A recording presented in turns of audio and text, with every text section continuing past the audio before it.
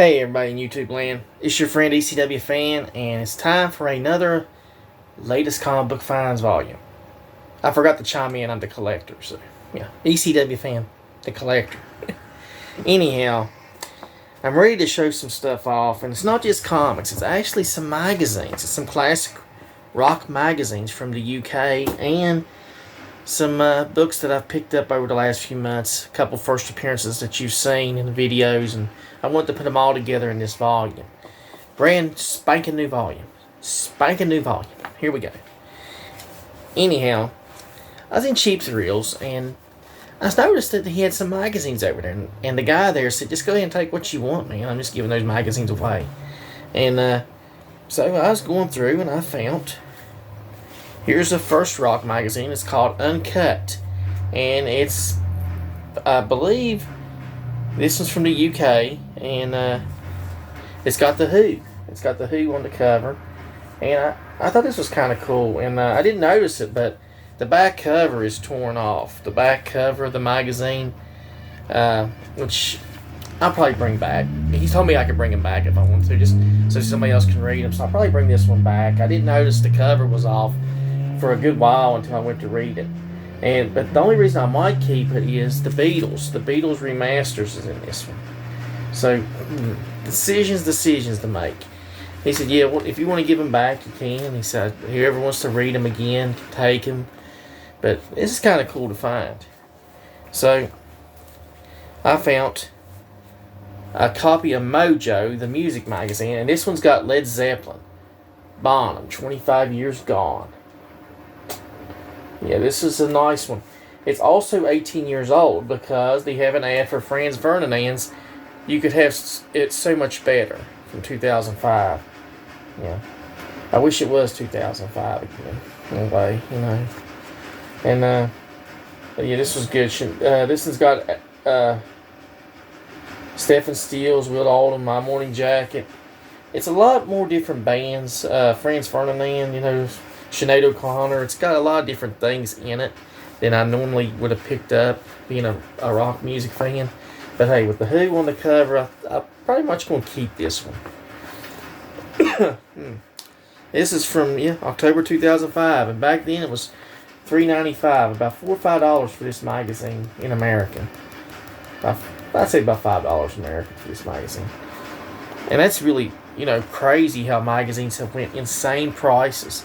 I mean, right now, a magazine like this would run you about $10 or $15. Maybe almost close to $20, because the in Cheap Thrills, they're selling the new Fangoria magazine, and they want $20 a copy for those magazines. And they're just not worth it, man. It's a magazine, but prices for this stuff has went crazy. Now, here's one I'm going to keep because it's got some classic stuff with it. It's got Genesis, and it talks about the inside story on The Lamb Lies Down on Broadway. It's got Creedence Clearwater Revival involved. It's got it's got the newest band for 2006. And it's got Aerosmith and other bands in it. So pretty much going to keep these two magazines for the most part, and I might give the other one back, even though I do like the Beatles. Effing Beatles, baby. Let's get on to the comics. Now, what I meant by let's get on to the comics, I meant we're going to get on to some books that I picked up. And if you're like me from the 80s era that grew up when the bookmobile and stuff like that was around the media center, you would know that comic strips like Beetle Bailey, Peanuts, the Muppets, they would have their strips in these small little handbooks. And I have a couple of the Peanuts books somewhere. I've got them put up somewhere. But the Garfield books were basically these long books like that you would have to pick up. And they had like so many treasury volumes, man. I mean, at one time I go into Walden Books in the mall, and they'd be up like the volume 50 or volume 60. It was just amazing how many volumes of Garfield there was across the what's called stretching across the book aisle. But yeah, we're going to go ahead and get on into these right now. And one of the ones I picked up was the Beetle Bailey books from the thrift shop that I found, and I was looking for more of them. And somebody told me that somebody had picked up a couple of them beforehand, so lucky SOB. So anyway, the Rough Riders is one of them. I think this is from 1980, so it's 40 years old. 1980. And it's really in great shape to be as old as it is. It's 43 years old, and it's really in great shape. Here is We're All in the Same Boat, Beetle Bailey, and this is from the 1970s. It's got a strip on the back. And Mort Walker, I believe his sons do Beetle Bailey now in the strips. And this actually has the person's name listed and their address from West Virginia listed here in the book. And I'm not going to show it because I don't believe in doing that. But it's kind of neat to see that in the book. I picked up, because I think these were all his books. I got another one called Beetle Bailey on Parade. I think these were really neat to find. And I think it was $1 a piece in that thrift shop. So I just went ahead and just loaded up on all of them I could find. I'll sit down and look at some of these strips. I thought you had the Compass, Beetle Bailey. And these were from the 60s and 70s, you know. And this one is actually... this is actually something... It's got stamped on the front. Something about the U.S. Army. There's something stamped there about the U.S. Army. This book might have came from the Army. Who knows? And I got At Ease, Beetle Bailey. And this book is 53 years old. At Ease, Beetle Bailey. And it's kind of amazing that this book is in this kind of shape 50 plus years later. So yeah, that's kind of nice to find. So, let's get on to the comic books that you want to see. Because this is why it's called the latest comic book finds volume.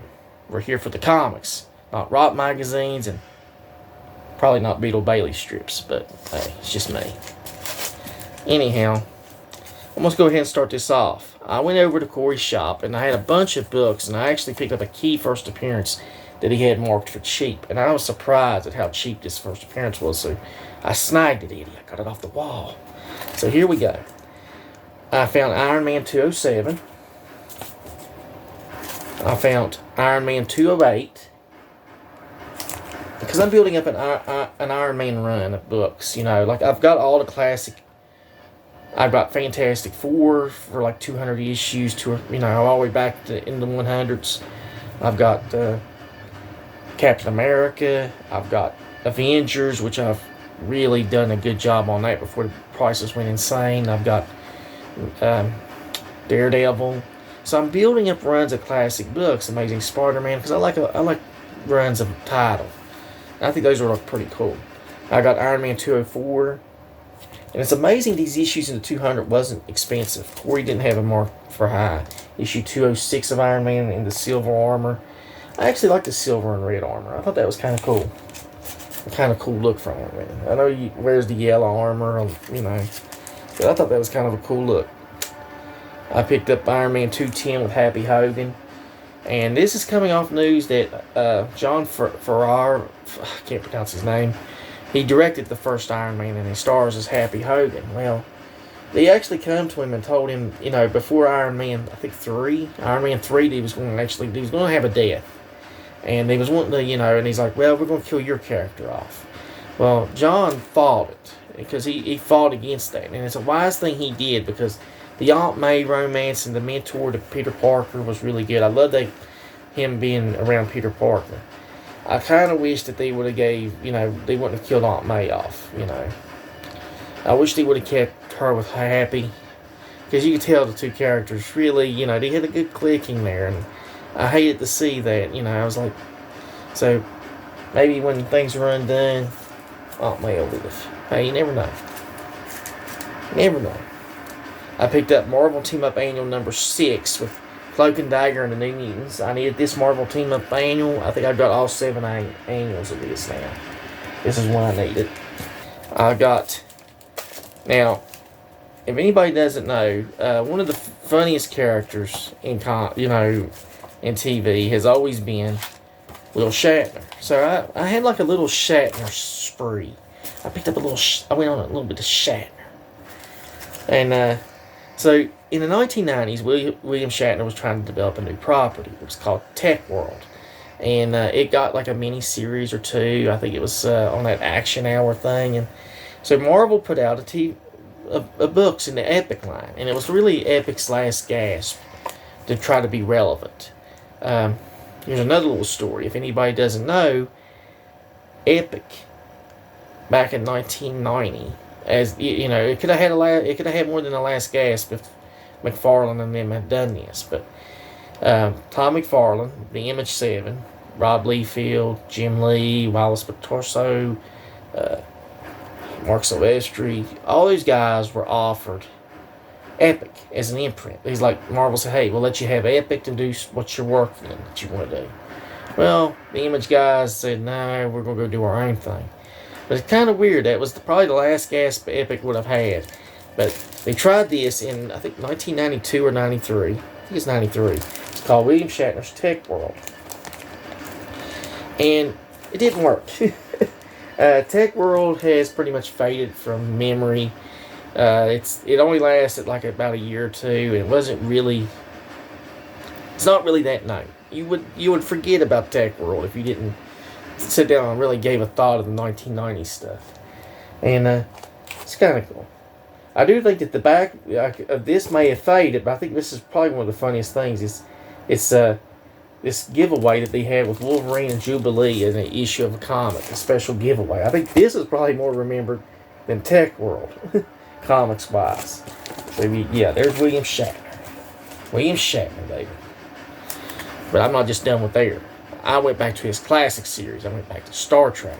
And this was actually at DC. DC Comics, baby. DC Comics. And if anybody don't remember, DC had the Star Trek imprint. Or Star Trek license, I'm sorry. I mixed up the imprint. It's been a long day. Anyhow, DC had the license to do Star Trek books, and they were the most successful at it. I'd say DC pretty much really went to town with that license for a good while. They had like two long-running original series of Star Trek. Then they had like a big, long original running, I think 80 issues of The Next Generation. And Paramount should have kept the license at DC. They went back to Marvel, and it pretty much fizzled out pretty quick. Yeah, I think it was like a year or two, and it's with IDW now, but it's like a shell of itself. If they were smart, they would go back to DC. DC themselves, if they were smart, they would sign the Star Trek license because they need something. Because comics are in a bad shape right now, and getting a license like Star Trek and could give the company a little boost, but we'll see if they do that. But getting to Star Trek, this is the second series.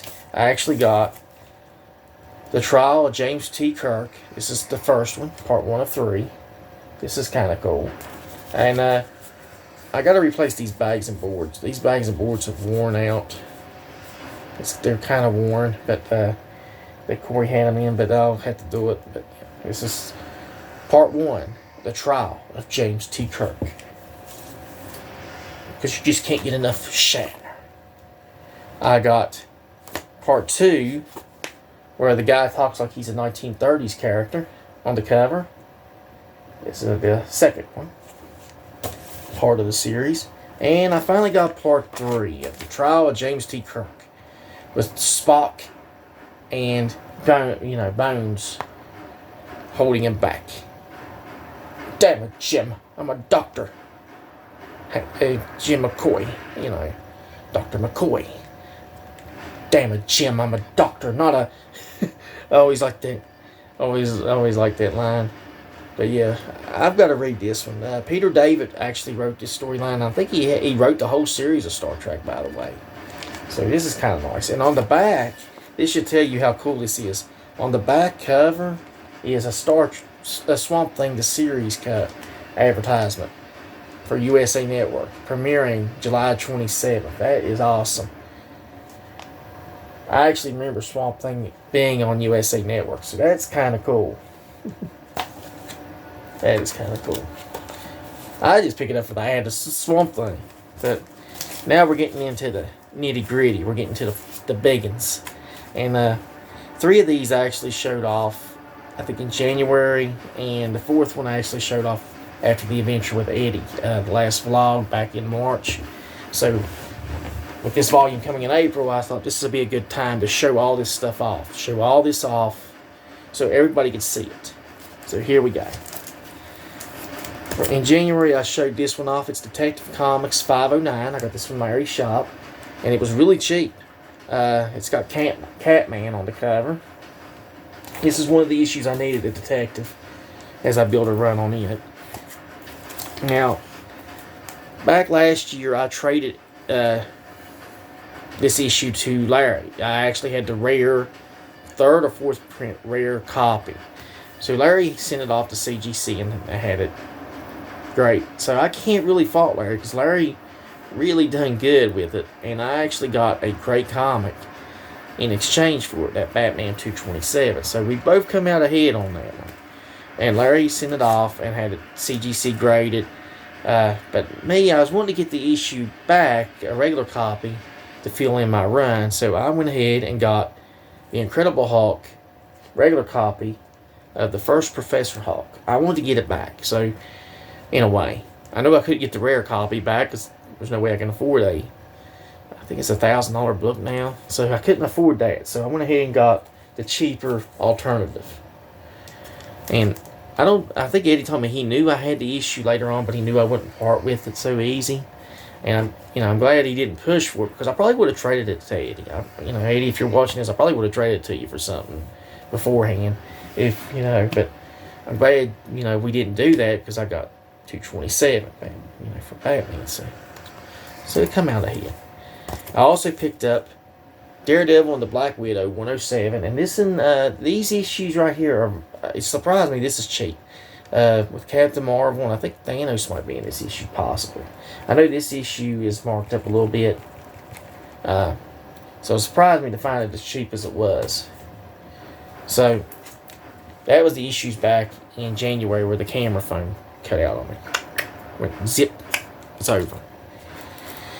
So basically, in March, from February, we went there, and I posted the video up in, I think, the first or second week of March of the vlog.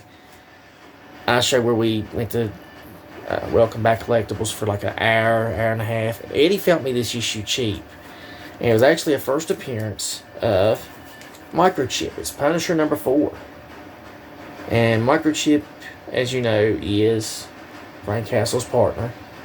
He's the computer expert.